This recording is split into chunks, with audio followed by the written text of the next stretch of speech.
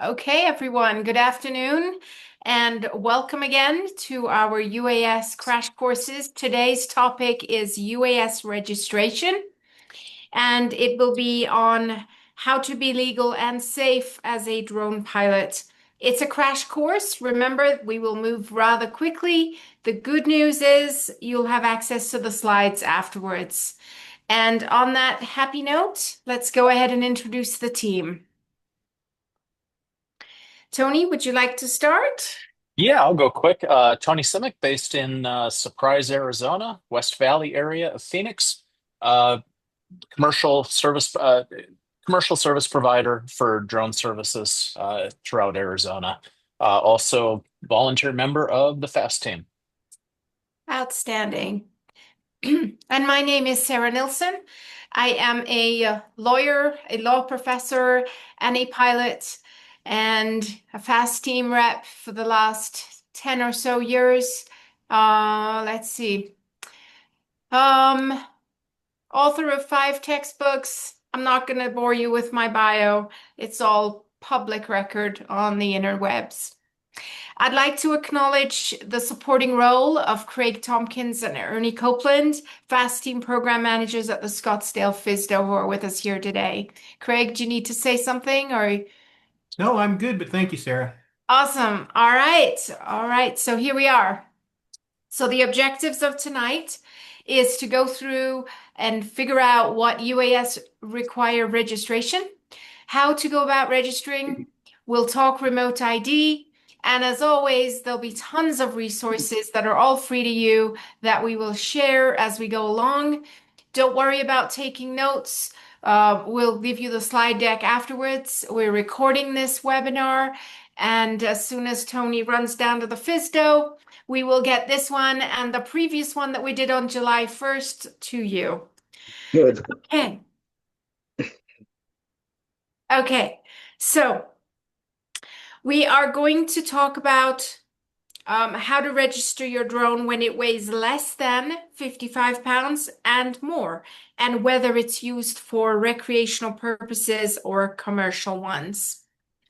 So here we go. So the question on everyone's mind is always, does a drone that weighs 0.55 pounds or less, such as the Mavic Mini, need to be registered?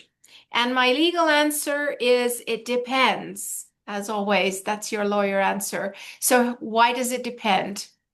So it depends what rules you are applying to your flights. Are you flying under 14 CFR Part 91? Are you flying under 14 CFR Part 107? Or are you flying under 49 US Code 44809, which is the exception for limited recreational flyers? So be that as it is, we're going to go ahead and look at the rules that apply to each of these three different ones. So starting at the beginning, 49 US Code 44102 requires all aircraft to be registered prior to operation. So that is the ground rule. UAS are aircraft according to 49 US Code 44801 Section 11. And there is no weight threshold or limitation in this requirement. So in general, all UAS being aircraft must be registered irrespective of their weights, but there is an exception. And before we go to that exception, let me make a sidebar. Ultralights are not considered aircraft in the CFRs. They are vehicles and not subject to registration. So just keep that on the back burner. So where is the exception that we're talking about?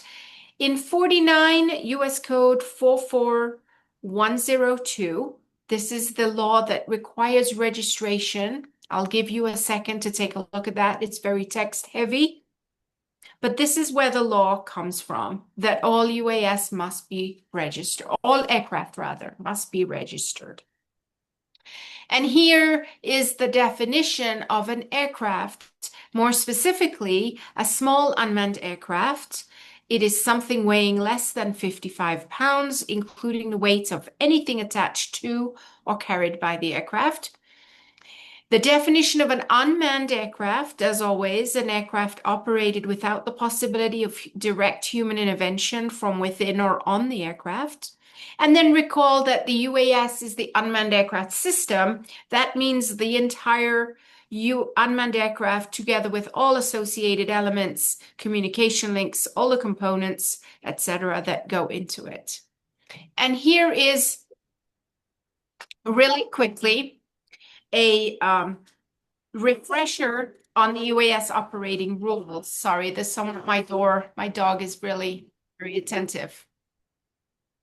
So UAS operate under 14 CFR Part 91 for these things: public aircraft operations, a grant of exemption under 44807, that is a UAS weighing 55 pounds or more, a special airworthiness certificate, which is an experimental category, and type certificate. UAS operate under 14 CFR Part 107 for civil UAS weighing less than 55 pounds. And then UAS operate under the exception for limited recreational flyers section 44809. So let's go ahead and take a look at all of these. Here are your links. You will probably need these for your toolkit. And so let's talk about Part 91 first. So UAS flown under Part 91 must register per 91203 Alpha 2. An effective US registration certificate is issued to its owner, and its application is provided for in 4731. 91203 requires you to have a registration certificate, and the application as provided for in is how one obtains it, not whether it's required.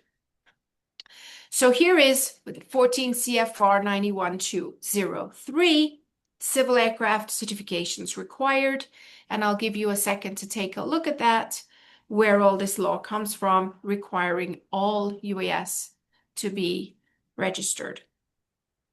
Now, moving on to the next part, 14 CFR Part 107. UAS flown under Part 107 are required to register under 107.13.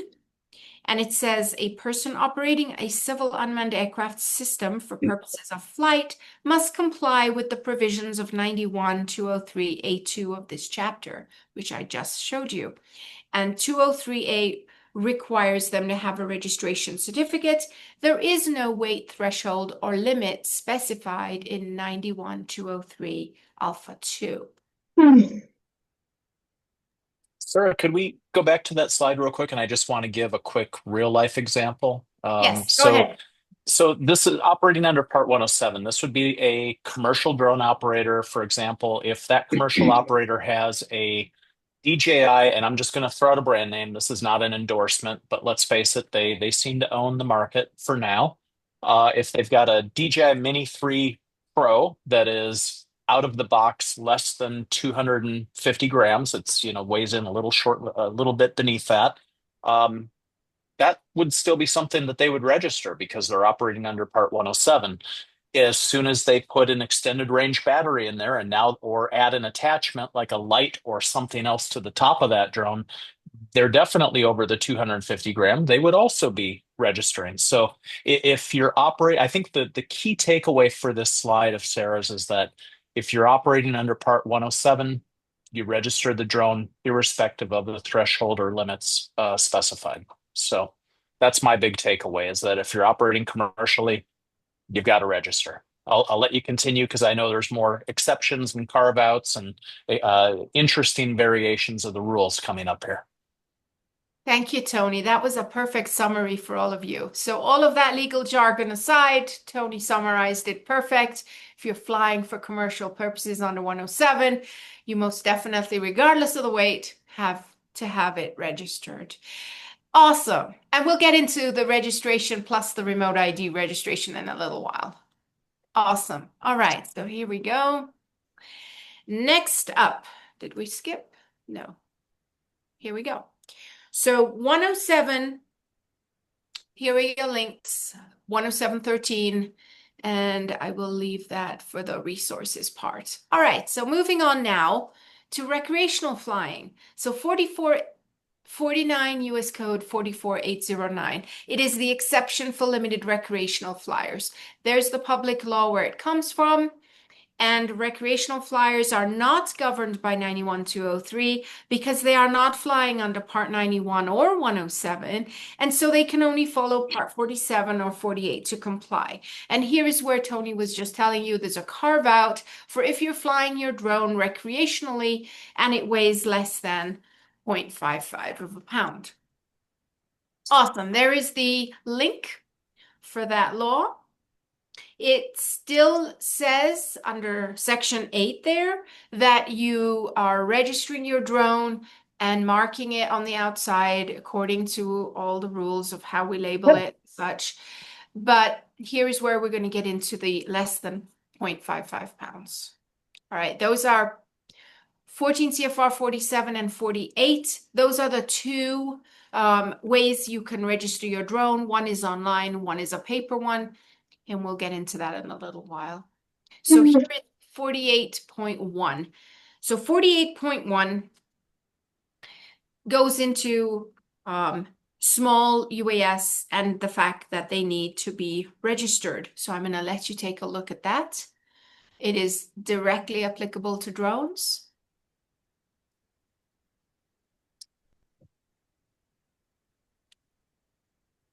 Outstanding. All right.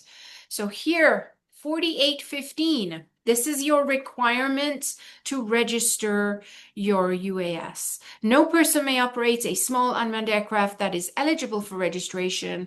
And then there's the rule I showed you earlier when we just started this presentation, unless one of these things has been satisfied.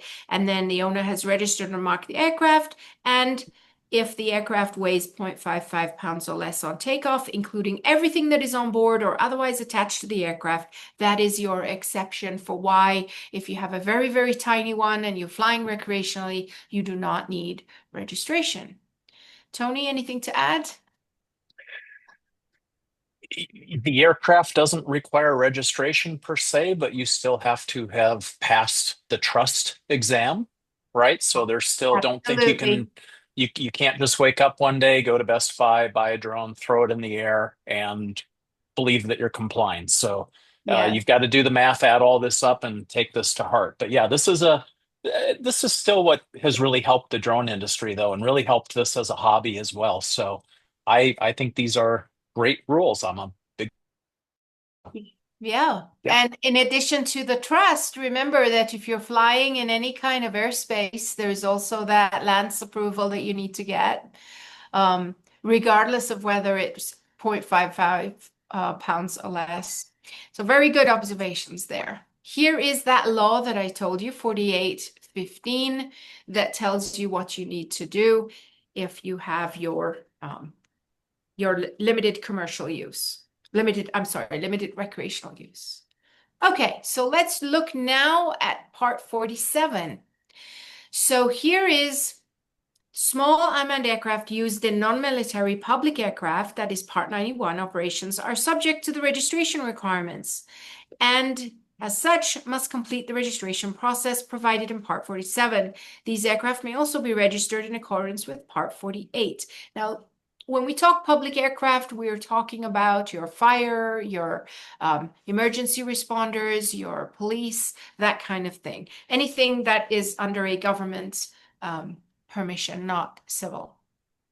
Here is your actual rule for 49 US Code 44101, operation of the aircraft. Briefly there. At this point, are there any questions? I'm not monitoring the chat, but you guys can absolutely jump in. Carrie, very good point. If you receive any type of compensation other than pure enjoyment, yes. So Yep. if you So do true. a favor for someone and they're not making you pay, or literally you're doing something for a club, but you're doing it in furtherance of their, advertising or their web design or adding videos to their website, or you're not getting compensation, but you are a commercial enterprise. So that is very, very important to know. Very good, Carrie. Thank you. Yep. Carrie, you're spot on. If you've been monetized, if you're contributing to social media and you're part of a financial transaction on that, and somebody loves your footage and you're worried about copyright, spot on. You've become a commercial entity for sure, as Sarah said. Yes. All right. So proof of registration. Let's see. There's one more thing. One more thing. Before we go to this slide, Joel says, I just recently received my EASA registration. Oh, very cool. Over there, it is the remote pilot that is registered, not the aircraft. However, the remote pilot registration number has to be fixed. Yes. Okay, this is a good question, Joel. In the United States, if you are a commercial Part 107 drone operator, you are literally going to get a specific registration number for each drone that you own and fly for that company or for that business. So you will literally have a different number on each one, and of course, attached to a different remote ID for each one. If you are recreational in the United States, flying your UAS recreationally, you will get one for the person, and you can put that same number on as many drones as you fly for fun at the RC field or wherever you go. So quite literally, you could have 50 if you were a really big enthusiast, and all would have the same number tied to you. So I hope that helps, Joel. Just give me a thumbs up on Yep. there. It does. Excellent. Yep. Thank And you. you're still only commanding one drone at a time though, Joel. So even if you've got 50 drones and they're all labeled properly, you're still only a pilot in command of one drone at a time. But yeah, so Yes. no air shows No. or drone light shows. Yeah. Oh, that's fun stuff. Okay. But that can be done with a waiver. So just so you know, under Part 107, it is waiverable, and that is a thing. Very good. Always away. Yes. Always a way. Yes, the FAA is pretty flexible, which I can't believe I'm saying that, but yeah. Okay, Amenable. They're amenable. the If you remember. document the safety concerns in the waiver and how to mitigate and Yeah, speak the language, they're amenable. Yeah. there you go. I like that. I'm going Yeah. to steal that, Tony. I'm going to steal the word amenable. I like that. Yep. Yep. All right, where there is a will, there is a waiver. Oh, Anthony, I'm stealing that quote too. Where there's a will, Love there's it. a way. All right. All right. So proof of registration. So here is your 449 US Code 44809 exception for limited recreational operations. And your proof of registration must be made available to the administrator, that is your FAA administrator, or a designee of the administrator. So that would be Craig if you were out there doing some ramp checks, or law enforcement upon request. So you could have, Yavapai County Sheriff's Office come over and ask you for your proof of registration.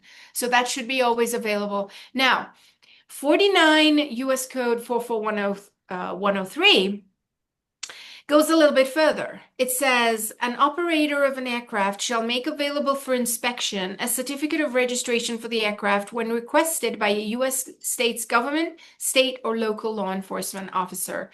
So keep that in mind. It's just the hairline difference between the recreational drone pilot and the commercial drone pilot as to who should see your registration, who has the right to ask you for it.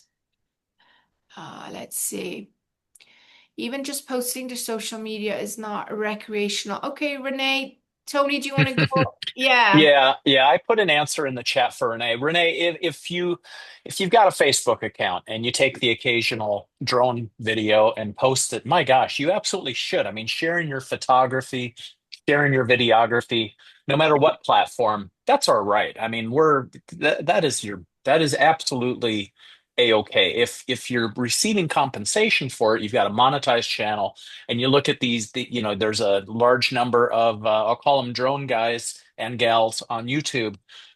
They make income from being drone providers and drone enthusiasts. So they certainly are commercially. And I misspelled commercial. I'm gonna correct my. I don't. Edit is turned off in the Zoom chat. Doggone it! You caught me on a typo, but the difference is clear. You're always allowed to post, but if you're receiving income, that's the differentiation that turns you into a commercial entity. So, and it's so easy to get the commercial license. I wouldn't look at that as a barrier or a hindrance. I would say follow your heart, do what you want to do. But if you're getting compensation, do it right. Get the license. Enjoy.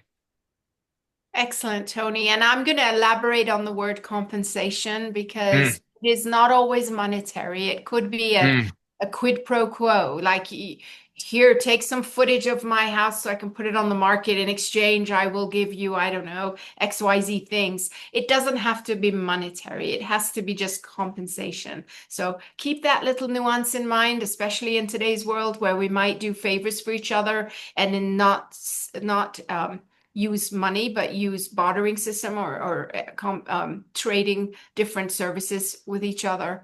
So that's also considered a commercial enterprise. All right, so here is the rule for, let's see, that is the rule for the 44103, which I just mentioned. As a commercial drone operator, you have to make your drone registration available to any of those folks. All right, so let's go now into the nitty-gritty of how we go ahead and do all this um, drone zone portal stuff because it's easy. If you know what you're doing, it takes a few minutes. It's really not a big deal.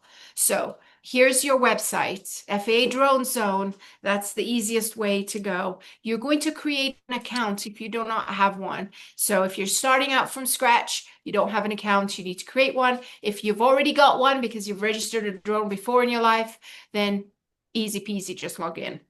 So the two ways to create the account will be either recreational or commercial. And you'll have to when you go ahead and create this, when you go ahead and register, you're going to have to say whether your drone is going to be one or the other.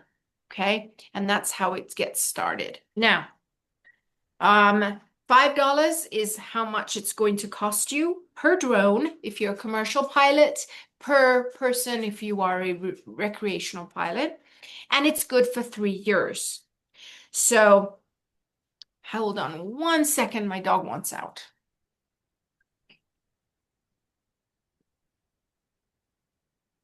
And I'll just say that $5 is probably the least expensive transaction you'll ever have with any government agency for any kind of licensing, and it's worth every penny. So I never have a problem when I get a new drone with that $5 charge. I think that is so reasonable, and I'll just urge Craig and Ernie and all those with the FAA itself to, keep up the great work at keeping that cost, that entry level, so perfect for us. I love it.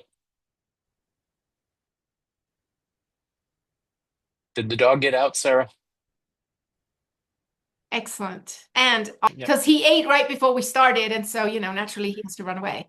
Yeah. Okay. So, one thing I would like to add, once you register your drone, the registration cannot be transferred between operation types. So if you register under Part 107, then you're going to use that drone under 107.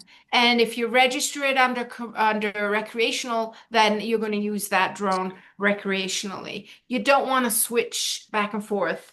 Um, that doesn't mean to say that if you register your drone under Part 107, you cannot one day decide to go take some footage just for the sheer fun of it and enjoyment of it, because you can. But just keep in mind how that works. So we're going to go ahead and look at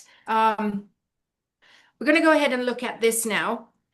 We reiterate that if you're 0.55 pounds or less, which is less than 250 grams, and you're flying it under recreational purposes, then you don't need to register. Otherwise, all of this applies to you. And if you're flying under the recreational exception there for the 0.55 pounds or less, then you need to not fly it under Part 107 at the same time. That would not be within the rules. Okay, let's see. Oh, a question from Anthony. Oh, A good one. Yeah, that is a good asking about, one. yeah, yeah. How much are we giving to the credit card companies? No, I think they've obviously chosen to accept that into the cost of the transaction. I just looked up one of my old receipts and it is just Yeah, a flat five. So I didn't think so, but yeah, that's a very good question. Okay, so once you go here, and you're going to go ahead and figure that out. You have it makes a whole lot easier if you have all this information with you ahead of time once you go to the drone zone portal, because you're going to need all this information once you get started, and you want to get started and do it all in one shot. How quickly do you need to register after getting a drone? Mr. O'Leary, I would say, or Miss, I don't know what that is. You, I shouldn't assume. How quickly, as soon as you decide you're going to use it. I mean, if you're going to buy it and keep it on a shelf for a year, then wait. But if you're going to go out there and use it, then you want to register it right there and then. It takes 5 minutes. You can do it the same day you buy it. Yes. Um, Franklin, yes. So it's 20 pounds. So it should, Yeah, there's no issue. You'll just need to identify the method of remote ID that you're going to be yes. compliant with. And so if it's a home-built drone, I would guess that you've either addressed the remote ID through a module that's an add-on to well, everything's an add-on to a home-built drone, but you've hopefully designed it to provide for a remote ID module. There you go. And that's what they'll ask you for on the Yeah, registration. What identity will you be using to meet the RID measure? But Franklin, that sounds like a fun adventure, and the good news is they don't make it tough. It's no tougher for you to do that and register it than it is for somebody that bought commercial off the shelf. You learned more and had more fun, so kudos to you. Good flying with that. That sounds like a lot of fun. absolutely. And like you see on this list, all you have to do is to have that broadcast module that you added onto your drone, have that serial number ready, because you will be asked for that when you get started. So yeah, that's it. That's as hard as that gets. All right. Yeah. And we're using serial number. I mean, in the case of commercially built drones, the serial number is the remote ID identifier. So that it's kind of interchangeable in the case of the off-the-shelf drones. But again, you'll just provide that remote ID module identity. Outstanding. Good questions today. So Yeah. here's the thing to remember. If the person is 13 years of age that owns the drone, then they need a parent or guardian to go ahead and register for them. It's not really an FAA rule so much as it is an internet rule, because technically you shouldn't be surfing the internet if you're younger than 13 without supervision. So that's really where that comes from, that 13 years of age. Um, Essentially, you shouldn't be signing up for accounts if you're under 13. You need to be a US citizen or legal permanent resident. And then for foreign operators, the FAA will consider the certificate issued to be a recognition of ownership rather than the US registration. Got a quick question there.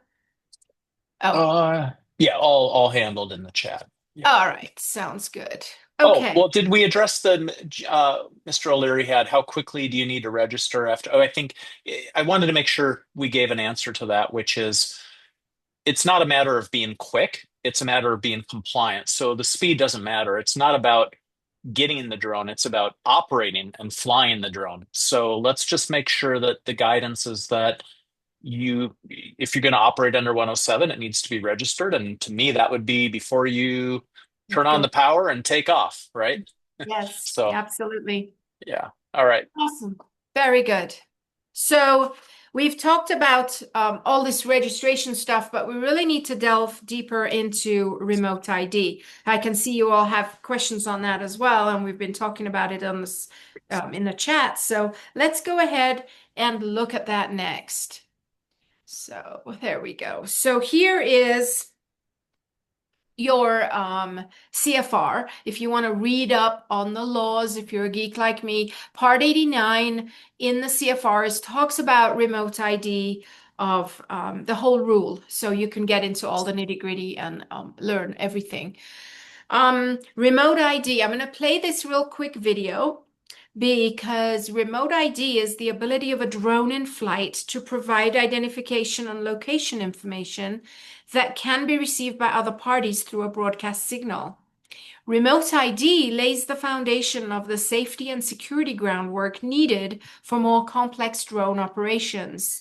And you know that that's coming down the pipe any day now with the NPRM for beyond visual line of sight. Remote ID also helps law enforcement, the FAA, and other federal agencies to locate the control station when a drone appears to be flying in an unsafe manner or where it is not allowed to fly. And so, without further ado, I'm just going to let you go ahead and watch this brief minute or so.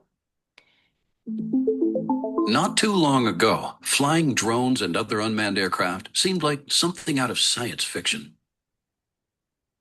But now, the future has arrived, and the number of drones, or unmanned aircraft systems, is steadily increasing each year. The FAA is committed to fully integrating UAS into our national airspace system. Remote identification of drones is a crucial component of these integration efforts. In short, remote ID is the ability of drones in flight to provide identification and location information that can be received by other parties. See how remote ID is helping to pave the way of the future and welcome the benefits these new entrants can bring. Due to advances in technology, more and more unmanned aircraft systems are taking to the skies, proving beneficial for aerial imaging, inspection, delivery, and other capabilities.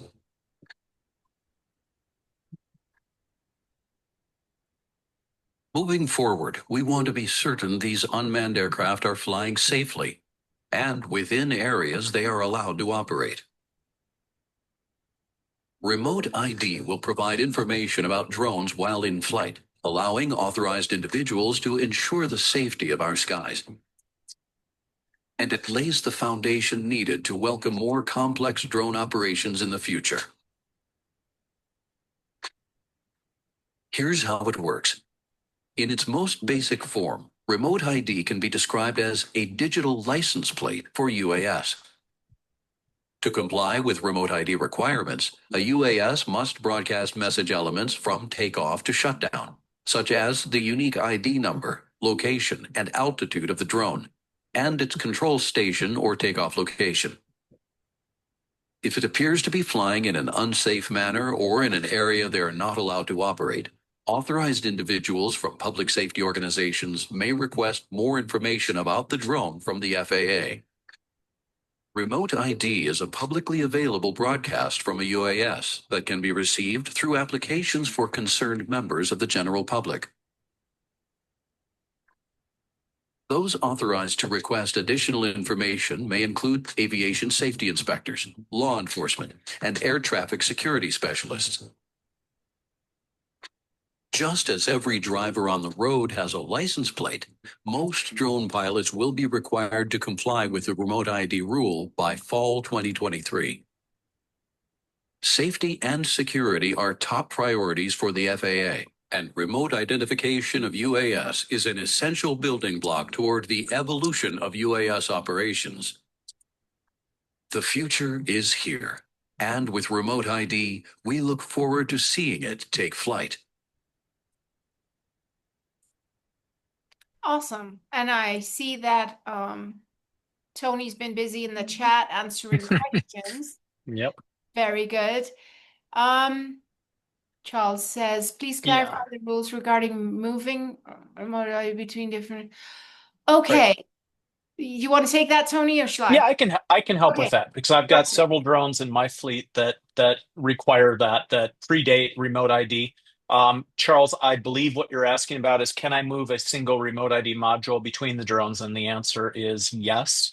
As long as the drone has a remote ID module, you are currently allowed to move it between drones.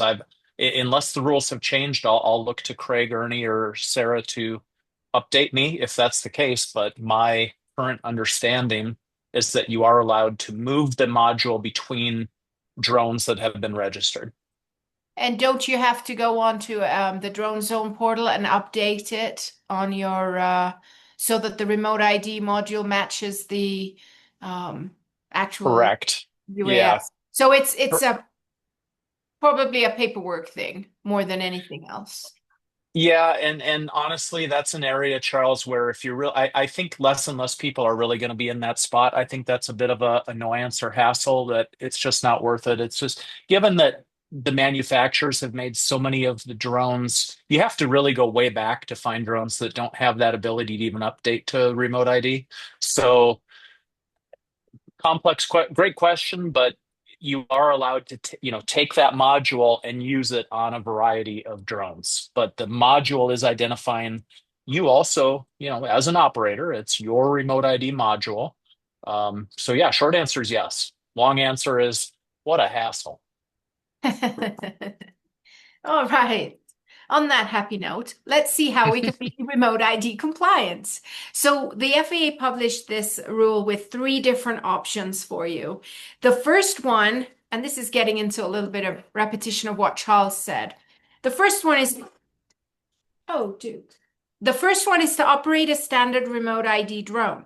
This broadcasts identification and location information about the drone and the control station.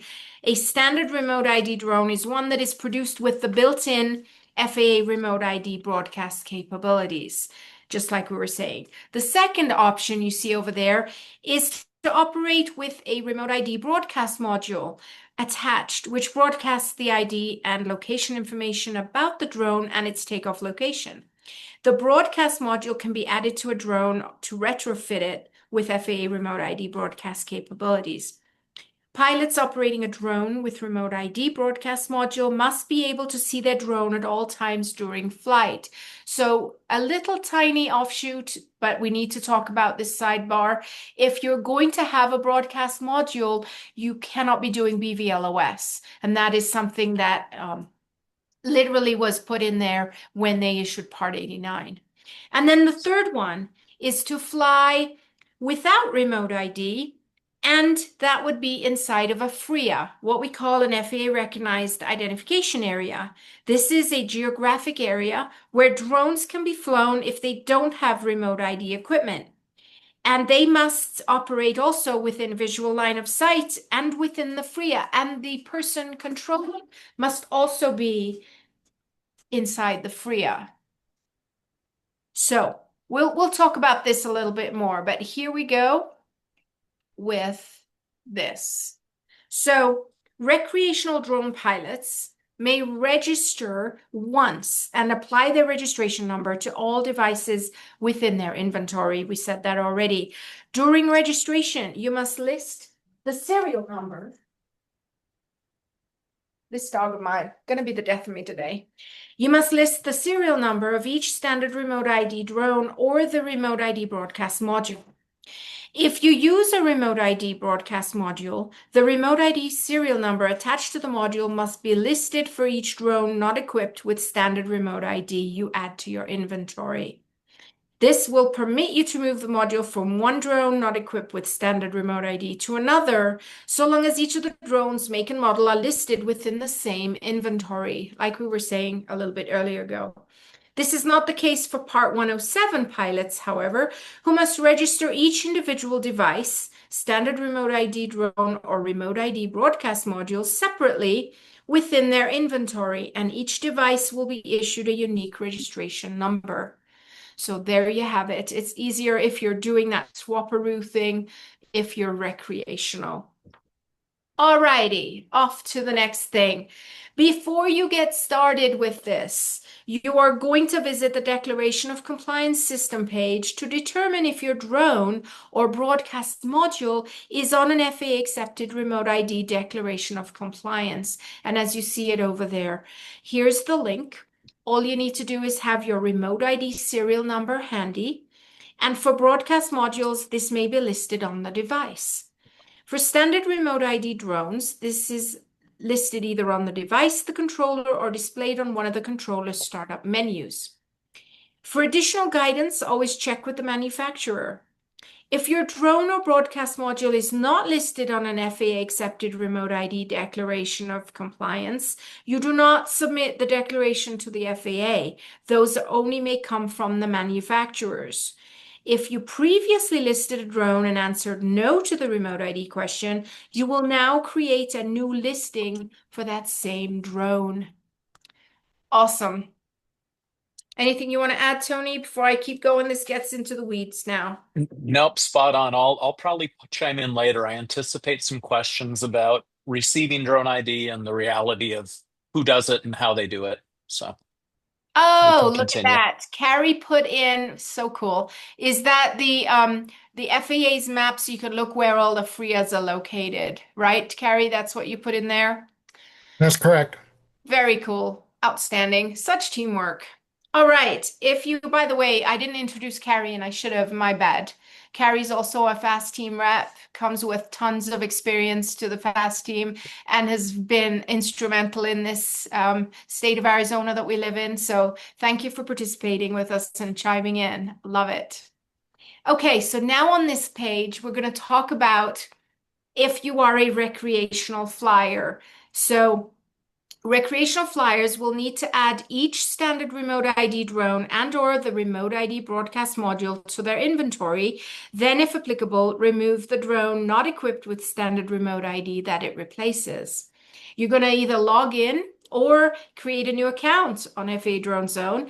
You're going to click the button labeled Launch Drone Owners and Pilots Dashboard. Be sure you are on the recreational flyer dashboard, not the 107 one.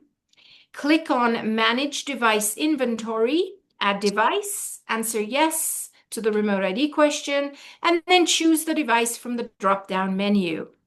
If you're using one broadcast module on multiple drones not equipped with standard remote ID, you'll select broadcast module for each and input the particular drone's make and model while using the same remote ID serial number from the module in the following step. You're going to enter the remote ID serial number, click on Add Device, return to your inventory, and then if you'd like to cancel the previously registered drone not equipped with standard remote ID, while in your inventory, click on the 3 vertical dots associated with the drone under the Actions column, and then select Cancel from the drop-down menu. A cancel device will remain in your inventory and it's listed as canceled. So you can always go back and see what you did. And that is how hard that is. Remember, you'll get this slide deck, you'll get this recording. All right, what if you need to edit an existing registration? That's as easy. And this would be if you're a commercial drone pilot, you start in 107, hit the edit. Once you log in, click on the button labeled Launch Drone Owners and Pilots Dashboard. Make sure, like I said, you're in the 107 section. Manage Device Inventory. Click on the 3 vertical dots associated with the drone in the Actions column and select Edit from the drop-down menu. Edit the remote ID question selection to yes, enter the serial number, and then hit Save. And that's how hard that is.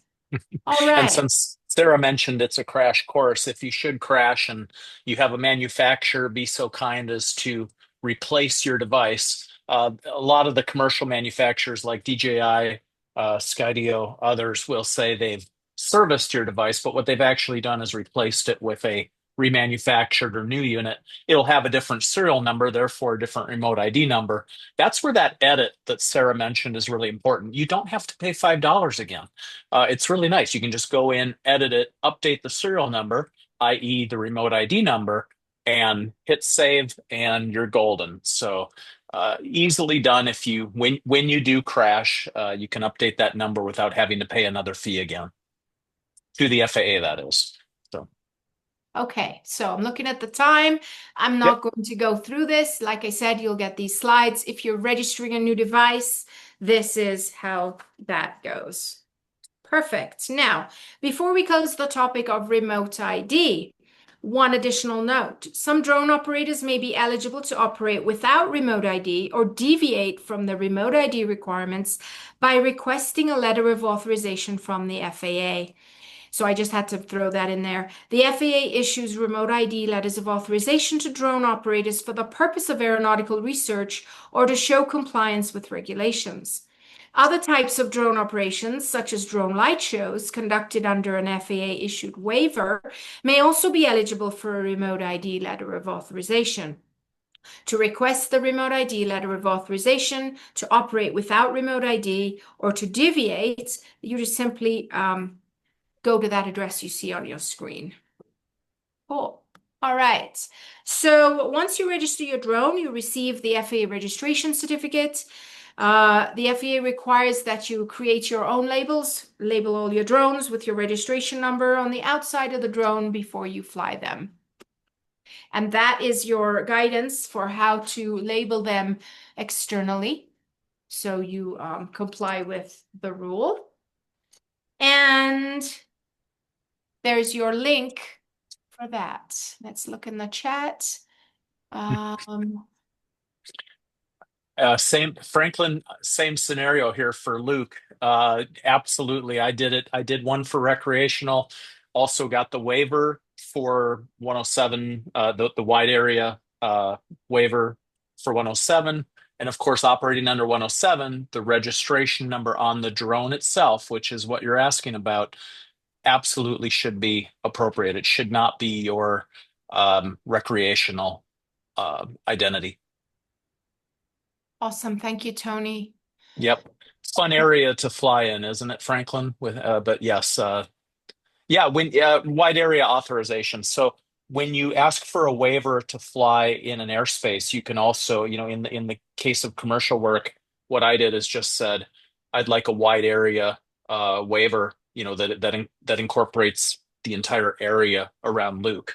And the waiver returned includes and of course you've still got to follow the UAS facility map, but you're not specifying an operation in a certain area for a certain date and time.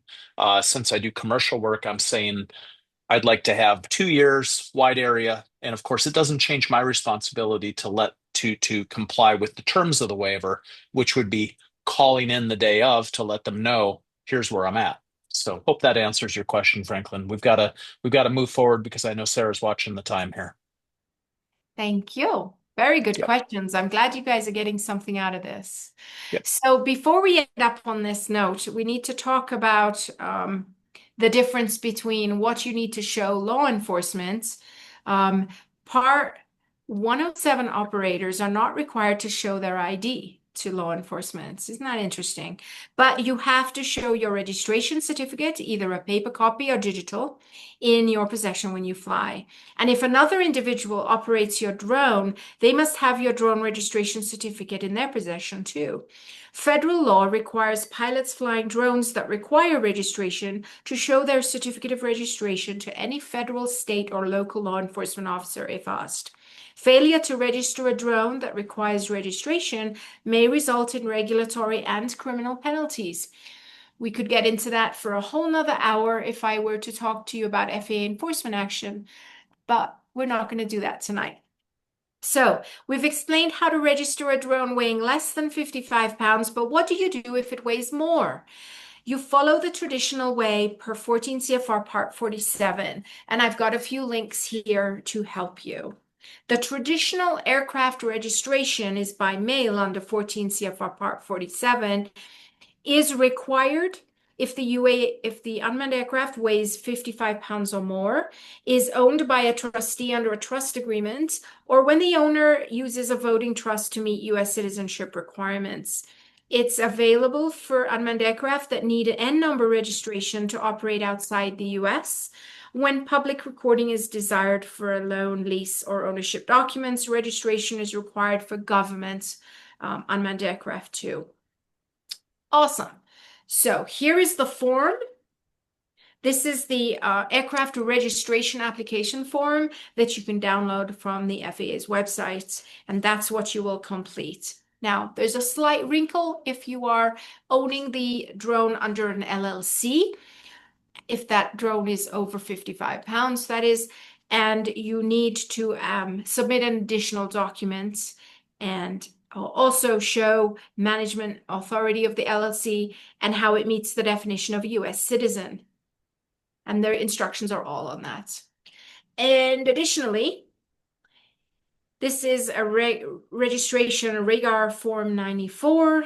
information to aid in the registration of U.S. civil aircraft, which gives a lot more detail, and those links all available to you later. You also need notarization with a description, an affidavit, all that fun stuff. I'm not going to read all that to you, but it's there for your completeness. The affidavit is usually done by filing with the aircraft bill of sale. That's also on the FAA's website, and you can find it at that link. Alrighty, the affidavit just establishes that the unmanned aircraft is not registered in another country, because that would be a whole different scenario than what I've just showed you. That is the actual verbiage for your notary to use on that document. All right, that's that. And that's how it looks if you were to download that sample. Okay, so the N number must be is assigned to the UA by the FAA.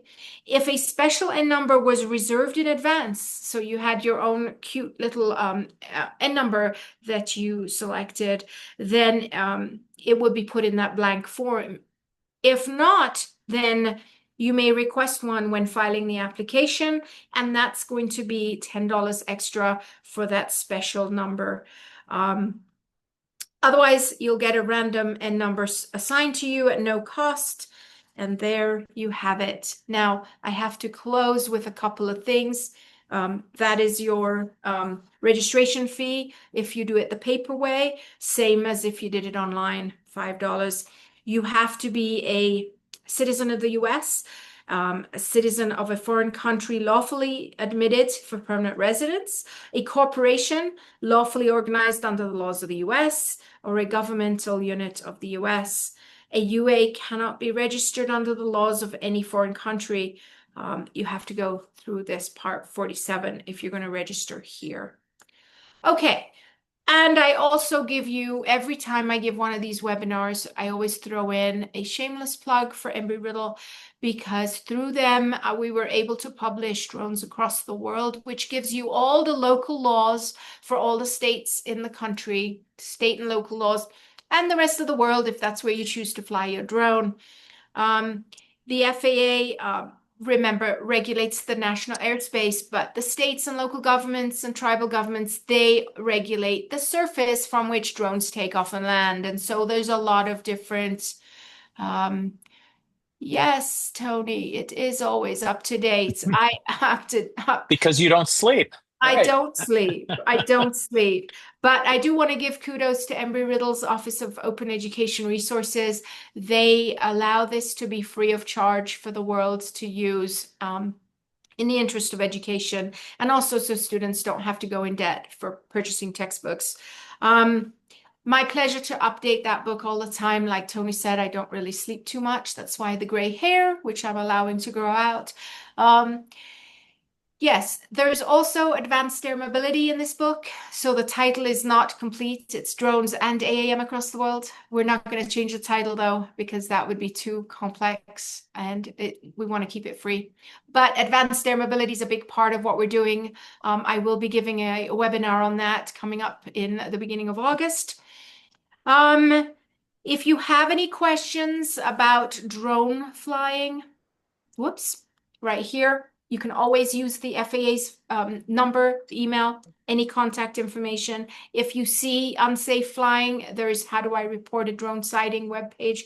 There's a lot of information you can go to other than this webinar. The FAA is more than happy to answer any questions you might have. There's also a frequently asked questions, which may answer your question without having to engage a human. So always go ahead and use those digits. And now we'll open for any questions we haven't answered yet as we were going along in the chat. We are doing famously on time. This is perfect. We have 5 minutes. Ooh, nice. Okay, people, ask us all your questions in the next 5 minutes before we break for dinner. What's for dinner is the first question, but I think that'll be different for everybody today. For me, it'll be some tuna seared with some Brussels sprouts in the oven. Think I'd rather go fly a drone, but okay. No. No other questions in the What? chat. How is that possible? We had a very active chat group today. Oh, wait, we spoke too soon. Any Yep. experience with any of the reservations? Oh, you mean flying Yes. on the tribal reservations? Yeah, I've had experience with it. Yeah, in Arizona. Yeah, absolutely. I've actually been hired by some of the reservations for different marketing and media events. So short answer is I've always flown there. I always check my airspace. You still use the UAS facility map. You still understand the laws. I think the only additional consideration would be, and this is of course just um, good citizen or good visitor to a sovereign nation, which is, ask about their rules and sovereignty and respect and understand that it may be legal, but you need to also make sure it's ethical. And yeah, if there's a very specific area that you're talking about, I guess I would just be very clear about knowing where you're flying, as always. It's no different than anywhere else. You've got to understand where you're at. Yes, and if you look in my ebook that I shared, Drones Across the World, I think I have some links for the Navajo Nation. They have some um, very good, helpful advice and policies and procedures that you might want to check out. Mhm. Outstanding. Some good mobile apps to view live UAS that are broadcasting. Oh, I'll defer to Tony. I think it's a great question. So, Joel, the apps are great, but a lot of people using the apps like the drone tag apps or there's a variety of apps in the App Store. OpenID, they lead you down a technical rat hole because a lot of people get the app and then think that you're using Wi-Fi or Bluetooth or Wi-Fi's network announce on the device to actually receive the remote ID signal. And in most cases, that's very incorrect. Most Android and Apple produced iOS devices don't actually properly receive that signal. And so a lot of times those apps are also selling. And again, this is not an endorsement. I happen to own one. These types of additional, I don't know if you can see that. I'm holding it up on the camera. These additional receivers, like this one's by Drone Tag called the Rider, which do receive those remote ID signals and then populate the app on your phone. So just do a little bit of research and understand that the app alone is not going to help somebody see remote ID in most cases. And that's why I think there was an earlier question about the security concern of remote ID. I am concerned as a commercial operator. I don't like the idea that I'm in some pretty remote places sometimes with north of $10,000 worth of equipment, and I'm out there by myself and somebody could see my exact operator location. Scares the hell out of me, to be honest with you. I'm not a fan of that part, knowing the public's perception of drones and always assuming the worst of the drone operator. That having been said, you do have to have an investment in the receiving technology as well to actually see the remote ID signals that are being broadcast by your drone high up in the air and sending them out at some distance. So, hope that answers your question.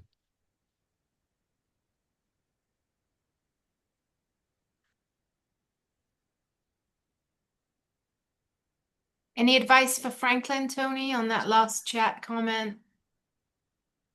What is the outlook flying in that area without going over groups? You, I mean, operations over people is flying over groups of people. I can't imagine any area that there's just so much space out there. I've never had a reason to fly over people. So, um, sorry, I'm not sure what you're trying to accomplish on your capture or your flight, but don't fly over people. It's that easy.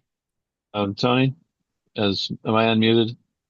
Maybe You are. maybe easier to do it by voice. Driving on Yeah. 60 up through the area outside of the reservation, there are some very, very deep pullouts that I've considered flying from, not over people, not over cars, but some Yeah. of those canyons are just incredible.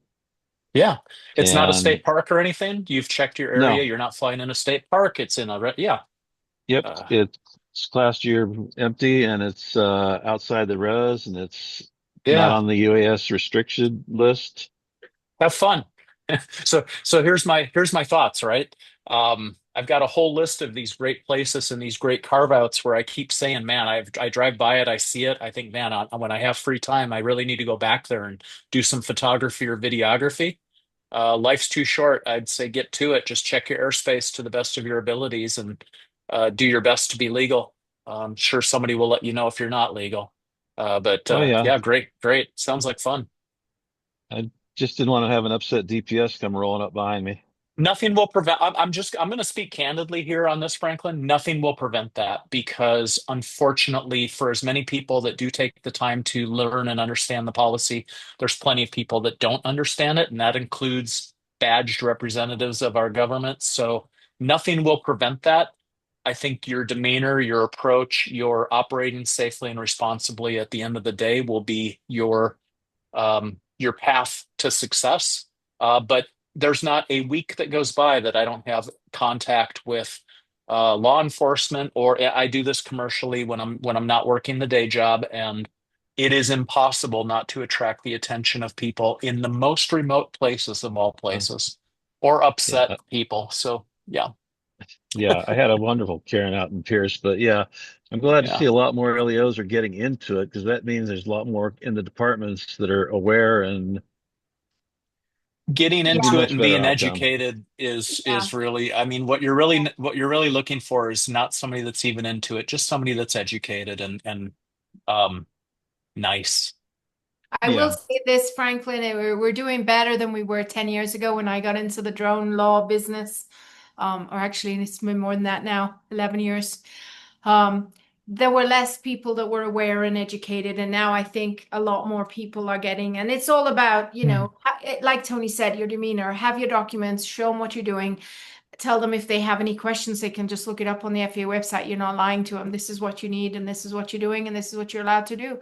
And take that moment to be an ambassador for the drone business and say, hey, you know, this is totally all above board, and you should be fine.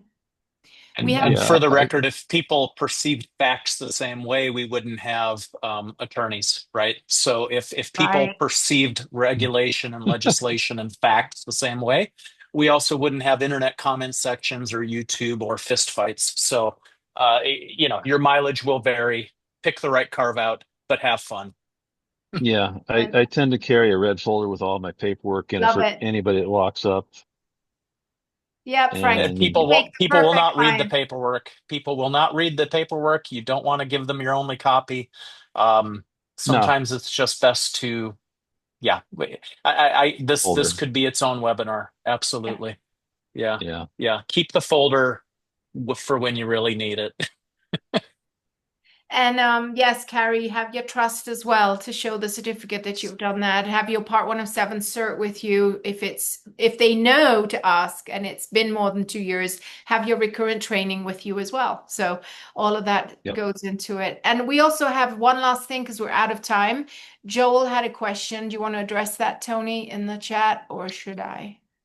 Why don't you go ahead? I haven't read it yet, so yeah, and I'm a then it goes general. outside of my expertise. Yeah, I'm a general aviation pilot. Most all of the online and mobile apps don't receive ADS-B signals. That's what sites like Flight Radar 24 or FlightAware do. They take the signal and feed it to. That's correct. It's the same for the remote ID, right, Tony? Yeah. Well, and these are two different protocols. ADS-B is for safety and awareness. Remote ID is for compliance, right? And remote ID, you're right. Just like not everybody has ADS-B out on every plane that's flying, your drones, even if they have ADS-B in, I wouldn't trust that it's going to receive it. It's to give. I think ADS-B in on the drones, DJI calls it AirAware or AirSense, I believe. It's got a proprietary name, but it's telling you when there's manned aviation near you. It's great information.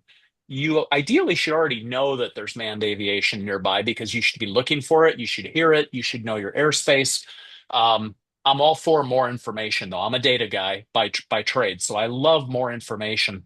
But being aware of remote ID broadcasts, that's just a compliance move. So yeah, I don't believe it actually helps your safety, but sure. I mean, these are two different types of signals. Outstanding. Well, thank you all for the wonderful interactions tonight. This was absolutely really good. Yes, Troy, put a safety vest so that people know not to come bothering you. So Oh that, boy. yeah. Uh, getting into costume can help in certain areas. In other areas, the high vis just draws people to you like flies. Troy, we won't debate that one. I agree. I've got the gear for sites that require it, but oh boy, I don't know. Security through obscurity could also be a very workable concept. Um, just things to think about. Very good, Yeah, very good yeah, tips. yeah, yeah. Awesome. Wow, very good. Oh, you have the last four digits of your cert number on your vest. Oh, wow. Outstanding. Well, thank you all once again. It's been an honor to present this for you. We do have a really exciting one coming up on the 5th that is going to be on part 137, which, if you did not know, that's your crop dusting with drones. And then on the 7th, a very exciting webinar for you. Always same time, same place, 5 p.m. On the 7th, we're going to be just me presenting advanced air mobility. Where are we? What are we doing? What's the status? And that's going to be August 7th. So until the 5th and the 7th, have a wonderful evening. Thank you, Craig, for hosting this for us. Thank you, Yep, Tony, for all your interaction. And on absolutely. the part 137 one, we're also going to have another guest attorney at that one. You might know him. His name's Jonathan Ruprecht. He issues more 137 paperwork with the FAA than anyone I know on this planet. So it should be a good one on the 5th. Thank you all. Have a great night. Tony, Sarah, thank you very much. Take care. Good to see you.